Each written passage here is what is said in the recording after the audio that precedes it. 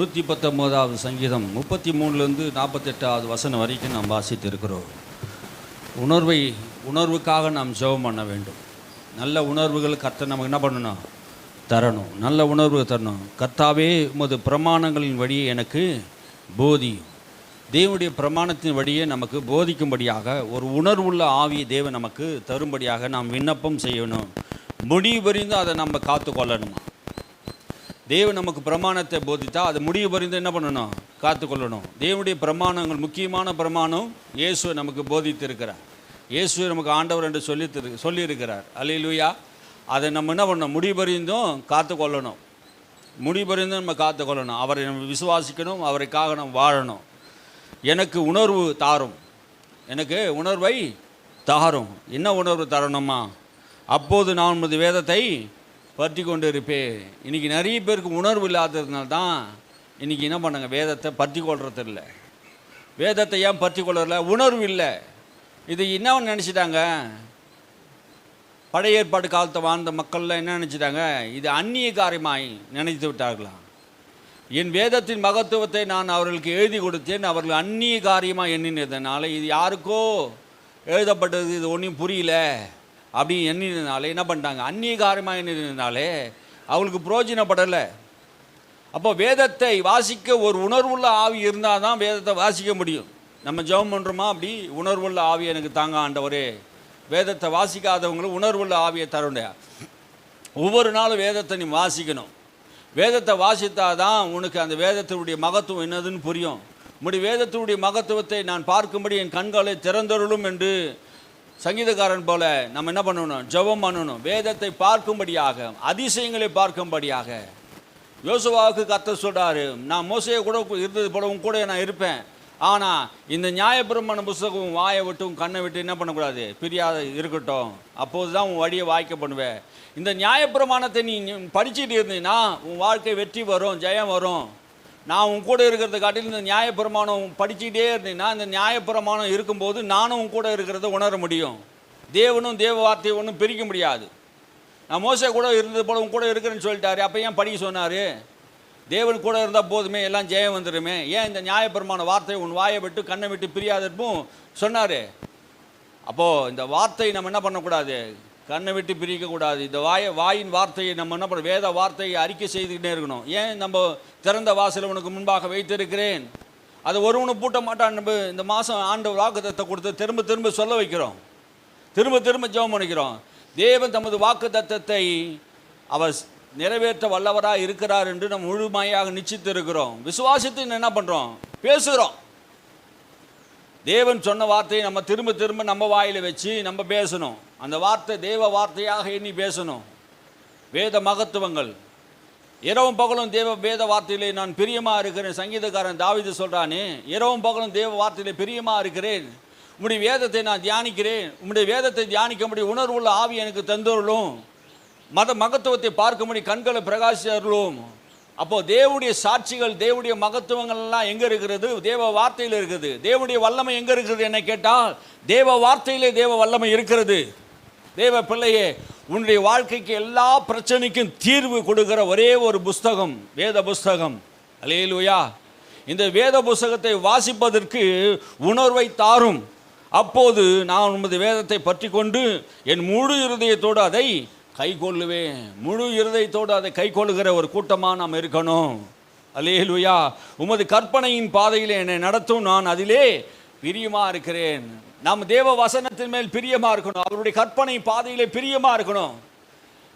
சங்கீதக்காரன் சொல்றானே, உம்முடைய பாதையிலே நான் பிரியமாக இருக்கிறேன் ஆண்டவரே, உம்முடைய வசனத்தின் மேல் பிரியமாக இருக்கிறேன். எத்தனை பேருக்கு வசனத்தின் மேல் பிரியம் இருக்குது? பிரியம் இருக்குதா? பிரியத்தோடு வாசிக்கணும். இயேசு கல்லாதவராக இருந்து வேத எழுத்துக்களை எவ்வளவாய் அறிந்திருந்தார். பிரியம். தேவ வசனத்தை படிக்கல, படிப்பறிவு இல்லை. ஆனால் வேத வசனத்தை கேட்பது மூலமாக, கேள்வி ஞானத்தின் மூலமாக ஆவியானவர் அவரோடு கூட இருந்ததினாலே பாருங்க, வேத வசனத்தை கல்லாதவராக இருந்து அவர் அறிந்தார்கள். அப்போஸ்தலர்கள் எல்லாரும் கல்லாதவர் நிறைய பேர் இருந்தாங்க. அவர்களாம் வேத எழுத்துக்களை அவர்கள் அறிந்தவர்களாக இருந்தாங்க. நீ வேதத்தை நீங்கள் கற்று தேறின வேதப்பாரனாக இருக்க வேண்டும். எஸ்ரா என்பவன் இருதயத்தில் என்ன பண்ணான்? தேவ வார்த்தையை வைத்து தேறின வேதப்பாரனாக இருந்தான். ஜனங்களுக்கு போதிக்கிறவனாக இருந்தான். வேத வார்த்தை உன் இருதயத்தில் இருக்கணும். சத்தியம் உன் இருதயத்தில் இருக்கணும். சத்தியம் இருந்தால் சத்தியம் உன்னை விடுதலை ஆக்கும். தேவன் எப்படி விடுதலை செய்கிறாரோ சத்தியமும் உன்னை விடுதலை செய்து கொண்டே இருக்கும். தேவன் எப்போது நீ கூப்பிட்டு தேவையில்ல, சத்தியம் உனக்குள்ளே இருக்கும்போது தேவன் உனக்குள்ளே இருக்கிறார். சத்தியபரர் உனக்குள்ளே இருக்கிறார். எந்த மனுஷனும் பொய்யன், தேவன் ஒருவரே சத்தியபரர். அவர் வசனம் தான் சத்தியம், இயேசு தான் சத்தியம், இந்த வார்த்தை தான் சத்தியம். ஆகினாலே உனக்குள்ளே இந்த சத்தியம் உனக்குள்ளே நிலைத்திருக்க வேண்டும். அதுக்காக என்ன பண்ணணும்? கற்பனை மேல் பிரியமாக இருக்கணும். நீங்கள் பிரியமாக வைக்கிறீங்களா? எத்தனை முறை நாங்கள் சொன்னாலும் வேதத்தை வாசிக்கிறீங்களா பார்த்தா வாசிக்கிறது இல்லை. டெய்லியும் வாசிக்கணுங்க. ஆமீன். ஏன் தான் இன்னைக்கு உணர்வு உள்ள இருதயம் இல்லாததுனால்தான் இந்த சத்தியம் அவங்களோட பேசலை. பேசணும். இந்த மகத்துவத்தை நம்ம என்ன பண்ண பேசிக்கினே இருக்கோம். அதனால தான் சொல்றார், என் இருதயம் பொருளாசைமை சாராமல் உமது சாட்சியமடி சாரும்படி செய்யும். அநேகருடைய இருதயம் என்ன? பொருளாசையில் பொருள் மேலே எப்படி ஆசை இருக்குது, நமக்கு பணத்து மேலே எப்படி ஆசை இருக்குது. இடம் வாங்குவதிலும் நிலம் வாங்குவதிலும் தங்கம் வாங்குவதிலும் மற்ற காரியங்களை வாங்குவதிலும் மனுஷனுக்கு பொருளாசை மேலே எவ்வளோ பிரிய இருக்குதோ அது மேலே என்ன பண்ணணும்? கற்பனை மேலே பிரிய இருக்கணும். ஆமென், அல்லேலூயா. தேவ வசனத்தை மேலே பிரிய இருக்கணும். தேவ வார்த்தை மேலே பிரிய இருக்கணும். தேவ சமூகத்தில் பிரிய இருக்கணும். காலம் தவறாமல் கர்த்தருடைய சமூகத்தில் வருகிறது ஒரு பிரிய இருக்கணும். உம்முடைய ஆலயத்துக்கு வருவதை நான் பிரியம் கொள்கிறேன்னு சொல்றாரு. உம்முடைய வேதத்தில் வாசிப்பதில் நான் பிரியம் கொள்கிறேன்னு சொல்றாரு. என்னை உணர்வுள்ளவனாய் மாற்றுங்க ஆண்டவரே. நம்ம இருதயம் பொருளாசையிலே சாய்ந்திடாமல் கர்த்தரை சார்ந்திருக்கணும். அல்லேலூயா. பொருளையெல்லாம் அவர் தராரு. பணம் வெள்ளியும் பொண்ணும் யாருடையது? கர்த்தருடையது. கர்த்தருடையது யாருக்கு? அவருடைய பிள்ளைக்கு. வெள்ளியும் பொண்ணும் கர்த்தருடையதுங்க. அவரை தேடுகிறவர்களுக்கு சம்பூர்ணமான ஆசீர்வாதம் உண்டு. ஆமே. உன் இருதயம் பொருள் மேலே போயிடக்கூடாது. பணம் உன் கடவுளாக மாறிடக்கூடாது. பணம் உன் கடவுளாக மாறிடக்கூடாது. பணத்தையே நாடி ஓடிடக்கூடாது. கர்த்தர் எல்லா சூழ்நிலையிலும் உனக்கு உதவி செய்ய வல்லவராக இருக்கிறார். அல்லேலூயா. கர்த்தரையும் அவர் வல்லமையும் நித்தமும் தேடுங்க. கர்த்தரை தேடுங்க. கர்த்தரையே தேடுங்க. இஸ்ரவேலே கர்த்தரை தேடுங்க. அப்போது உங்களுக்கு சித்திகரிக்கும். தீர்க்கதரிசி நம்புங்க. கர்த்தரை நம்புங்க. உன் வாழ்க்கை வெற்றி பெறும். எல்லா காலத்திலும் கர்த்தரை நம்புகிற மனுஷன்தான் வெற்றி பெறுவான். மாயையை பார்க்கக்கூடாது. இந்த உலகத்தில் மாயை நாம் பார்க்காதபடிக்கு என் கண்களை விலக்கி அருளோ, முது வழிகளை எனக்கு உயிர்ப்பியோ. மாயமாலத்தை தான் இந்த உலகத்தை நாம் பார்த்து கொண்டு இருக்கிறோம். அதை நம்ம பார்க்கக்கூடாது. அவங்க அப்படி ஆகிட்டாங்க, இவங்க இப்படி ஆகிட்டாங்க, இவங்க அது மாதிரி ஆகிட்டாங்க. மாயை நாம் பார்க்காத. இந்த உலகத்தில் நடக்கிற அநேக காரியங்கள் மாயையை பார்க்கக்கூடாது. எது மாயை இல்லை?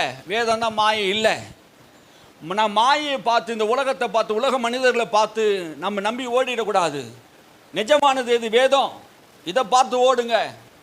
மாயை பார்த்து ஓடி விடாதீங்க. அதுக்காக என் கண்களை விலக்கி காத்துக்கொள்ளுங்க. மற்ற மனிதர் போகிற பாதையில் நம்ம போக வேண்டாம். வேதம் நமக்கு போதிக்கிற பாதையிலே ஓடுவோம். உமக்கு பயப்படுகிறதுக்கு ஏற்ற வாக்கை உமது அடியனுக்கு உறுதிப்படுத்தும். சில நேரத்தில் நமக்கு பயம் இல்லாத இருக்கும் பாருங்க, இதை செய்யலாமா செய்யக்கூடாதுன்னு. ஆனால் இருதயத்தை தேவனுடைய வார்த்தையை மட்டும் நீ படிச்சிருந்தனா ஏற்ற சமயத்தில் ஆவியானவர் அந்த வார்த்தையை உனக்கு கொடுப்பார். தேவனுக்கு பயப்படுகிற பயம் தீமை விட்டு விலக செய்யும். வார்த்தை இல்லாதவன் பாவம் செய்கிறான் துணிகரமாக. வார்த்தை இருக்கிறவன் பாவம் செய்ய முடியாது. ஏன்னா நம்முடைய வார்த்தையை இருதயத்தில் வைத்தே உமக்கு விரோதமாக நான் பாவம் செய்யாதபடிக்கு இருதயத்தில் வார்த்தை வைக்க வேண்டும். அல்லேலூயா. ஏற்ற சமயத்தில் கர்த்தருக்கு பயப்படுகிற பயம் நம்முடைய இருதயத்திலே தேவ வார்த்தையாக வெளிப்படுகிறார் ஆவியானவர். நான் அஞ்சி நிந்தையை விலக்கி அருளும். நான் அஞ்சுகிற நிந்தைக்கு என்ன பண்ணணும்னா விலக்கி அருளும். நாம் நிறைய நேரத்தில் சில நிந்தைகள் அவமானங்கள் நாம் படுகிறோம். நிந்தை வருது, அவமானம் வருது, வரலையே, இப்போ வராத போலியே. யாருக்கும் எனக்கு வரவே இல்லைங்க அப்படின்னு யாரும் சொல்ல முடியுமா? உலகத்தில் யாரும் முதலமைச்சரும் சொல்ல முடியாது. டெய்லி நிந்தையை அனுபவிக்கிறார். குடியரசுத் தலைவரும் நிந்தையை அனுபவிப்பார், பிரதமரும் நிந்தையை அனுபவிப்பார். வேற வழி கிடையாதுங்க. நீ எவ்வளோ நல்லவனாக இருந்தாலும் இந்த உலகம் என்ன பண்ணும்? உன்னை நிந்திக்கு தான் செய்யும். எவ்வளோ நல்ல ஆட்சி செய்தாலும் உன்னை நிந்திக்கு தான் செய்யும். காரணம் என்ன? நீ செய்கிறது எல்லா காரியம் எல்லாருக்கும் பிடிக்க போகிறது கிடையாது. 10 பேருக்கு பிடிக்கும், 10-11 பேருக்கு பிடிக்காத போகும். உன்னை எல்லாரும் நல்லவங்க சொல்லணும்னு நினைக்கவே கூடாது. என்னை எல்லாரும் நல்லவங்க சொல்லணும் அப்படின்னு நினைக்கவே கூடாது. ஏன் தெரியுமா? நம்ம எல்லாருக்கும் நல்லவனாக வாழவும் முடியாது இந்த உலகத்தில். ஆமே. ஏதாவது ஒரு கரெக்டாக நம்ம கேள்வி கேட்டுட்டா, நியாயமாக கேள்வி கேட்டுட்டா, நியாயமாக அவங்களுக்கு என்ன பண்ணுவோம்? நியாயமாக கேட்ட கேள்வினால அவங்களுக்கு அது என்ன பண்ணுவோம்? அநியாயமாக தோணும். யூதருக்கு அப்படி தானே தோணுச்சு. இயேசு கொலை செய்வது நியாயம். நம்ம பார்வையில் அது நியாயமா? யோசிச்சு பாருங்க. நியாயம் கிடையாது. அவர் என்ன குற்றம் செய்தார், என்ன தவறு செய்தார்? அநியாயமான ஒரு காரியம் நடக்குது பாருங்க. யூதருக்கு அது நியாயம், எங்கள் மேலே சாபம் வரட்டுன்றானு. அப்போ அந்த அளவுக்கு வெறியோடு அவனுக்கு பேசுகிறானுங்க. இந்த உலகம் பிசாசினாலே மாயத்தினால நிரம்பி இருக்குது. வெறி கொண்டவர்களாக இருக்கிறாங்க. பேய் பிசாசு பிடிச்சவன் மனுஷன் நிறைய பேர் இருக்கிறான். நமக்கு விரோதமாக யுத்தம் பண்ணிக்கிட்டு தான் இருப்பான். ஆகினால் நம்ம என்ன பண்ணணும்? மாயை பார்க்கக்கூடாது, சத்தியத்தை பார்க்கணும், கர்த்தருடைய வார்த்தை பார்க்கணும். நிந்தையும் அவமானத்தையும் தாங்கிக் கொள்கிற பலனை கர்த்தர் நமக்கு தருவார். அல்லேலூயா, அல்லேலூயா. இதோ உம்முடைய கட்டளைகள் மேல் நான் வாஞ்சியா இருக்கிறேன், உமது நீதினாலே என்னை உயிர்ப்பியும். கட்டளை மேலே வாஞ்ச, பரிசுத்த வார்த்தை மேலே வாஞ்ச, அந்த மேலே வாஞ்ச இருக்கணும், தாகம் இருக்கணும். வாஞ்ச இருந்தால் தான் வாசிக்க முடியும். அந்த நீதியை நமக்கு உயிர்ப்பிக்கும். தேவனுடைய நீதி தான் நம்ம என்ன பண்ணுறது, உயிர்ப்பிக்கிறதா இருக்கிறது. நேரம் இல்லை, சீக்கிரமாக போகிறேன். 41வது வசனம். கர்த்தாவே, உம்முடைய வாக்கின்படி உமது தயவு உமது ரட்சிப்பும் எனக்கு வருவதாக. உம்முடைய வாக்கின்படியே, கர்த்தருடைய வார்த்தையின்படி எனக்கு தயவும் ரட்சிப்பும் வரட்டும். ஆமே. அப்போது இந்த தயவு ரட்சிப்பு எங்கே இருக்குது? உம்முடைய வாக்கில் இருக்கிறது, கர்த்தருடைய வார்த்தையில் இருக்குது. ரட்சிப்பு எங்கே இருக்குது? கர்த்தருடைய தயவு எங்கே இருக்குது? கர்த்தருடைய வார்த்தையில் இருக்குது. அந்த வார்த்தையின்படி எனக்கு நடக்கட்டும்ன்றார். அல்லேலூயா.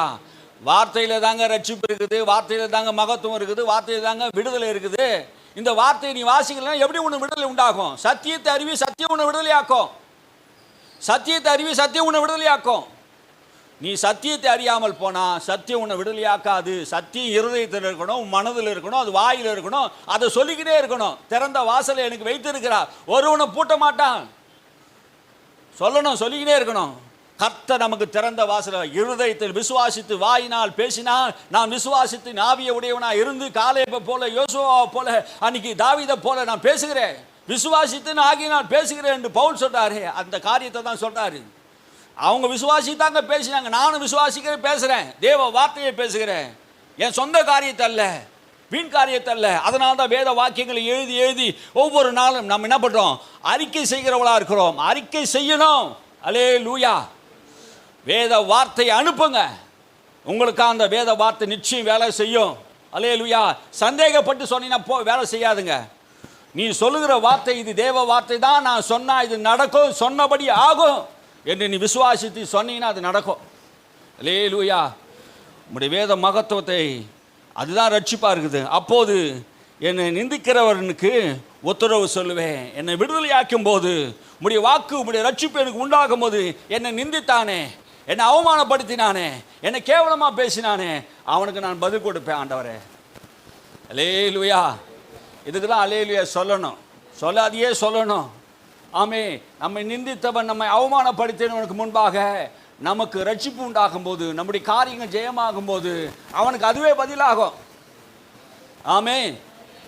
சத்துருக்கு போய் நாம் பதில் சொல்ல வேண்டியதில்லை. நம்முடைய ரட்சிப்பு அவனுக்கு பதிலாக இருக்கும், நம்முடைய உயர்வு அவனுக்கு பதிலாக இருக்கும், நம்முடைய மேன்மை அவனுக்கு பதிலாக இருக்கும். நிந்தித்தவனுக்கு. ஆமென், அல்லேலூயா. சத்திய வசனத்தை முற்றிலும் என் வாயிலிருந்து அகற்றி விடாதையும், உம்முடைய நியாய தீர்ப்புக்கு காத்திருக்கிறேன். சத்திய வசனத்தை என் வாயிலிருந்து அகற்றி போடாதீங்க. அதை நான் மறந்து கூட என்ன பண்ணக்கூடாது, விட்டுறக்கூடாது. என் வாயில் சொல்லாமல் இருக்கக்கூடாது. சத்திய வசனத்தை என்ன பண்ணணுமா? என் வாயில் இருக்கட்டும், நான் சொல்லிக்கிட்டே இருக்கட்டும். உம்முடைய நியாய தீர்ப்புக்கு நான் காத்திருக்கிறேன். ஏன் தான் இயேசு சொல்றாரு, என் வசனமே உங்களை நியாயம் தீர்க்கும் என்று சொன்னார். ஆமென், அல்லேலூயா. சத்திய வசனம் தான் உன்னை நியாயம் தீர்க்குமா? இந்த வேத புஸ்தகம் தான் உன்னை நியாயம் தீர்க்கும். இயேசு தாமா பேச மாட்டார். இந்த புஸ்தகத்தில் என்ன சொல்லியிருக்குதோ அதுதான் நியாய தீர்ப்பு. இந்த சட்டம் என்ன சொல்லுதோ அதான் நியாய தீர்ப்பு. ஆமீன், அல்லேலூயா. விசுவாசிங்க, ஆமீன் சொல்லுங்க. ஆமீன். இந்த வேத புஸ்தகம் தான் சட்டமாக இருக்கிறது. தேவன் தமது வார்த்தையின்படியே உங்களை நியாயம் தீர்ப்பாராம். வார்த்தை இல்லாமல் நியாயம் தீர்க்க மாட்டார். அவருக்கு வேத சட்டம் எது? நமக்கு வேத சட்டம் எது? அவருக்கு பரலோக சட்ட புஸ்தகம் எது? வேதம்தான். இந்த வேதத்தை சொல்லாத அவர் எதுவும் செய்ய முடியாதுங்க. ஆமீன், அல்லேலூயா. பிதாவானவரும் செய்ய முடியாது, இயேசுவானவரும் செய்ய முடியாது, மீறி எதையும் செய்ய முடியாது, தானாக எதுவும் செய்ய மாட்டார். நமக்கு எழுதி கொடுக்குற சட்டத்தின்படி அவர் என்ன பண்ணுவார்? நம்மளை நியாயம் தீர்க்கிறவராக இருக்கிறார். அல்லேலூயா. நான் எப்போதும் என்றென்றைக்கும் உமது வேதத்தை காத்துக்கொள்வேன். நான் எப்போதும் என்றென்றைக்கும் உமது வேதத்தை காத்துக்கொள்வேன். எங்கே காத்துக்கொள்ளணும்? எப்போதும் என்றென்றைக்கும் உம்முடைய வேதத்தை காத்துக்கொள்வேன். அப்படின்னா காத்துக்கொள்வேன் என்றால் என்ன அர்த்தம்? எதை காத்துக்கொள்வோம்? தங்கத்தை காத்துக்கொள்வோம், வைரத்தை காத்துக்கொள்வோம், பணத்தை காத்துக்கொள்வோம், நிலத்தை வெளியேறி பெற்றதை காத்துக்கொள்ள முடியும். இப்படி வசனத்தை எப்படி காத்துக்கொள்வது? இருதயத்தில் வைத்து காத்துக்கொள்ள வேண்டும். அல்லேலூயா. தேவ வார்த்தை எங்கே வைக்கணும்? இருதயத்தை வைத்து காத்துக்கொள்ளணும். நான் உம்முடைய சாட்சிகளை குறித்து ராஜாக்களுக்கு முன்பாக வெட்கப்படாமல் பேசுவேன். தேவனுடைய சாட்சிகளாக வாழ்ந்த எல்லாரையும் குறித்து நம்ம என்ன பண்ணணும்?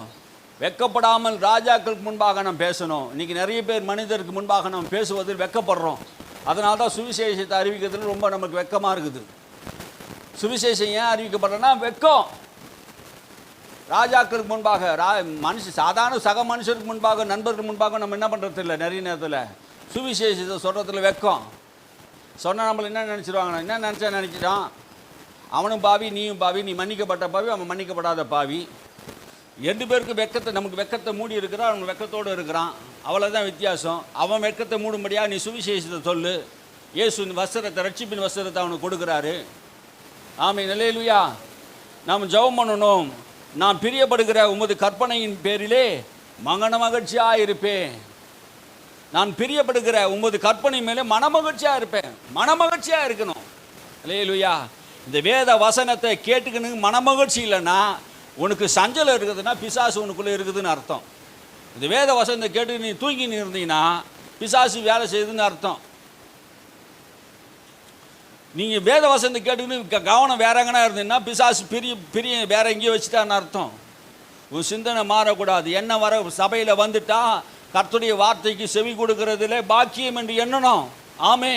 என் நாடுகள் என் சத்தத்துக்கு செவி கொடுக்கும். ஆவியான சபைகளில் பேசுகிற காது உள்ள எவனோ கேட்க கடவான். உனக்கு புத்தி மயக்கத்தை கொண்டாக்கி உன் சுபாவத்தை மாற்றி உன்னை பழைய நிலைமைக்கு கொண்டு போயிடுவான். வசனந்தான் உன் வாழ்க்கையில் உயிர்ப்பிக்கும். வசனந்தான் உன் வாழ்க்கையில் என்ன பண்ணும்? வெற்றியை தரும். வசனந்தான் உன் வாழ்க்கை கண்ணை திறக்கும். ஆமென். அல்லேலூயா.